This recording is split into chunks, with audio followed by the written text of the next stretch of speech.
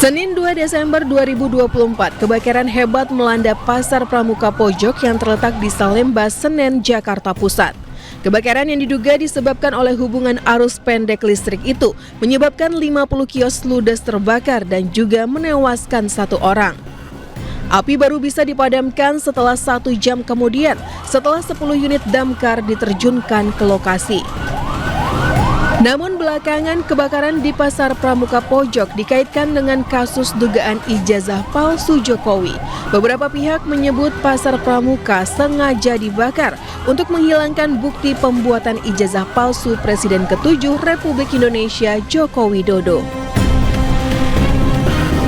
Paro, ini kita kembali lagi ke Pasar Pramuka. Sebelumnya ini Mas Bro menyatakan bahwa Pasar Pramuka ini bukan terbakar tapi dibakar. Nah, apakah ada keterangan saksi ataupun salah satu pedagang yang mungkin menyaksikan ataupun yang mungkin bisa menjelaskan begitu bahwa pasar ini benar-benar dibakar? Gini ya, Pak Roy. terus terang sulit karena saya juga nggak ada di lokasi. Karena itu kan pasti istilah hukumnya kan testimonium di auditu, keterangan dari orang-orang lain. Ya. Saya kira keterangan dari dia yang tadi disebut Mas Bro itu sudah valid karena dia adalah orang yang ada di sini. Saya dulu adalah mitra dari Komisi 1, yang Komisi 1 itu mitra intelijen. Kami bisa mempelajari bagaimana kemudian itu cipta kondisi, bagaimana untuk habiskan bukti yang menghilangkan semua barang bukti ya dibakar. Berarti ada dugaan dengan terbakarnya ataupun dibakarnya Pasar Pramuka Pojok ini adalah upaya untuk penghilangan barang. Menghilangkan semua karena orang-orangnya kemudian setelah itu Mbak Risa, orang-orangnya kemudian pada pindah. Ada yang pindah ke Bogor, ada yang pindah ke Padang ya. Kenapa saya bisa menyebutkan kota-kota itu? Itu tidak asal loh ya. Saya berusaha melakukan investigasi langsung juga ke mereka-mereka itu. Para jasa Pak Roy berbicara mengenai fakta dari kubu sebelah begitu sempat menyampaikan ada bukti bahwa ijazah itu adalah asli dan skripsinya juga asli. Salah satu buktinya adalah album tahunan. Album tahunan itu ada foto Jokowi dan halamannya juga ternyata katanya sama dengan alumni-alumni yang lain. Tanggapannya seperti apa, Pak? Ada yang aneh. Mbak lihat ada yang aneh nggak di album tahunan ini? Saya tidak lihat aslinya. Oke, saya udah lihat. Album itu warna kertasnya juga tidak menunjukkan warna kertas tahun 80-an. Satu. Okay. Yang kedua, masih ada salah cetak juga. Di album itu, di album kenangan itu, Joko Widodo itu tertulis dari SMA 6 Yogyakarta. Oke. Padahal yang SMA 6 Yogyakarta itu almarhum Hari Mulyono, bukan Joko Widodo. Oke. Ada kemungkinan besar ya fotonya itu, ya, udah betul. diganti Iya, juga. Teman-temannya Jokowi sendiri dengan ijazah nomor 1115 Pronojiwo, 1116 almarhum Hari Mulyono, 1117 Sri Murti Ningsih. Tiga-tiganya tuh identik, sama persis platnya, sama persis posisi logo dan huruf-nya. Ijazah Jokowi nomor 1120 tidak match, tidak identik. Saya tantang, Bareskrim mengatakan udah menguji dengan ijazah-ijazah yang lain. Mana pembuktiannya? Saya berani loh membuktikan dengan ijazah yang saya tunjukkan. Bapak takut tidak sih dituntut dengan adanya tudingan penyebaran nama baik ataupun tudingan ijazah palsu dari Presiden ke-7 Republik Indonesia? Loh, kan sudah. Takut tidak, Pak? Ngapain takut? Tidak takut? Kita almarhum nahi mungkar. Kita bicara apa adanya, mengedepankan kebenaran. Ya, kita mengedepankan kejujuran. Ya, kalau saya takut, kalau Rismon Sianipar takut, kalau Dr. Tifa Yusiatia-Suma takut, ya kami nggak akan sejauh ini. Mana ijazahnya nggak pernah ditunjukkan. Sampai ke acara yang sangat-sangat kita tunggu, gelar perkara khusus di Bareskrim, ijazahnya tidak ditampilkan. Saya terus terang, Pak, sudah sampai pada satu hipotesis, nggak akan muncul itu nanti di pengadilan. Karena apa? Beberapa kali pengadilan, mau yang di Solo, mau yang di Jakarta, Perdata, Pidana, ijazah itu tidak pernah ada, yang ada hanya fotokopinya.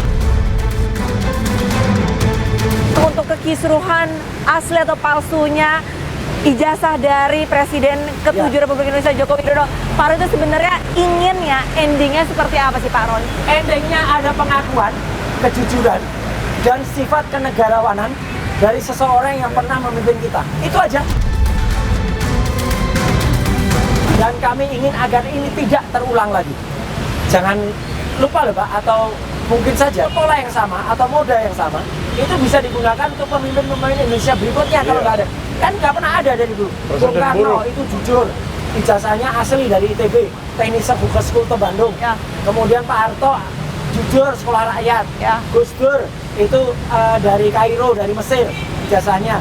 Kemudian Pak Habibie jelas sebagian ITB, sebagian juga ada di Jerman. Pak Bu Mega, kita hormati betul, Bu Mega tuh sempat S1 di Unpad tapi nggak selesai. Dia pakai ijazah SMA saja, itu kan bagus. SBY jelas lah, doktornya di ITB. Orang ini ya kalau nggak punya, ya nggak usah. Aku bikin punya ijazah, apalagi ijazah Gajah Mada gitu.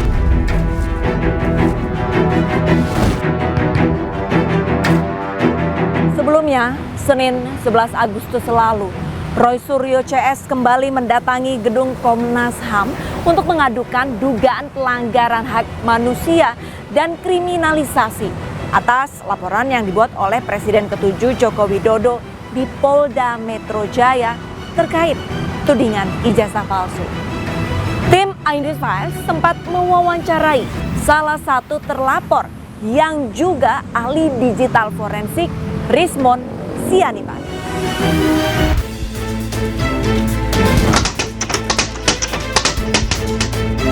Oh tidak, 1 inci pun, jangankan 1 jengkal, 1 inci pun tidak, karena ya kita memang punya bukti yang sangat kuat ya, berbasis ilmiah, berbasis fakta akademik, jadi nggak ada yang membuat kami takut, gentar. Makanya saya bilang Joko Widodo jangan mundur, jangan cabut laporan Anda, gitu loh. Berani mau memenjarakan orang, memidanakan orang, harus berani di pengadilan, tunjukkan ijazahmu, buktikan semua proses akademik yang Anda lalui. Karena apa? Ijazah Anda itu sudah pernah Anda pakai 2 kali sebagai presiden. Itu milik publik, milik rakyat. Yang pertama adalah lembar pengesahan penguji di skripsi Joko Widodo tidak pernah ada. Maka skripsi tidak pernah diuji, maka tidak ada gelar sarjana, maka tidak ada ijazah. Yang kedua, transkrip nilai akademik seperti yang ditunjukkan oleh Dirtipidum pada tanggal 22 Mei saat konvers, yaitu tidak ada tanda tangan otoritas apapun, maka transkrip akademik tersebut tidak pernah disahkan, tidak sah, maka ijazah pasti palsu.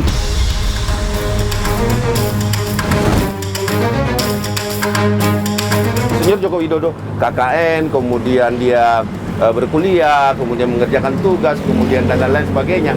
Dia pun sendiri tidak tahu kalau ijazahnya ini palsu atau tidak.